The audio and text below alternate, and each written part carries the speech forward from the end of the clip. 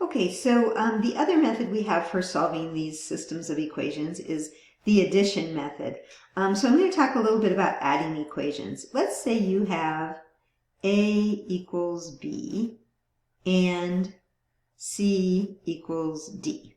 Okay, so we're going to start with A equals B. You have A equals B. Well, you can add whatever you want to both sides, right? So let's say you want to add C. So that's a true statement, right? A plus C equals B plus C, given A equals B. Well, but from what we're given, C equals D. So couldn't I replace that C with a D, like substitute? So I get A plus C equals B plus D. So what that means is you can add equivalent things to equivalent things. So we usually stack them when we're adding equations. So we have A equals B, C equals D, and we're going to say A plus C equals B plus D. Okay?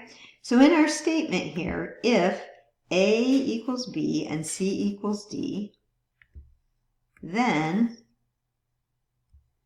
A plus C equals B plus D.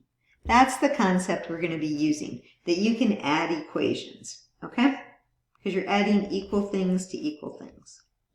Okay, so solve the following system of equations by addition. All right, so this is going to be fun. I'm going to recopy them so you can see it better though. X plus 2y equals -1 and -x plus y equals 3. If you're going to solve by adding equations, by addition, you want to make sure the like terms are lined up. So make sure the x's are like in the same column, the y's are in the same column, the equal signs are in the same spot, and the constants are in the same spot.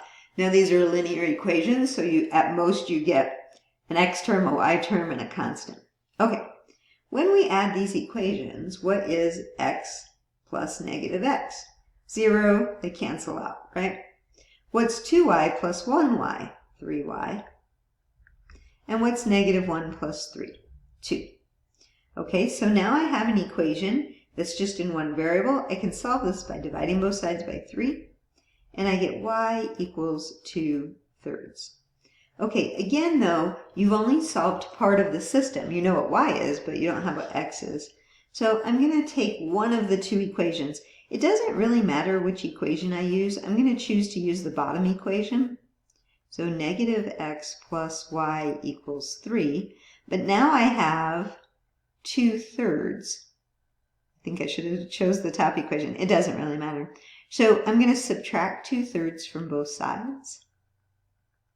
Now how am I going to do that? I'll have -x equals 3 over 1 minus 2/3. So I have to get a common denominator.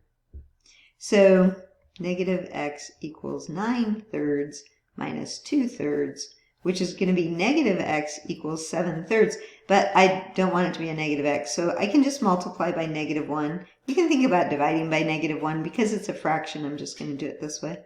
So -7/3 for x.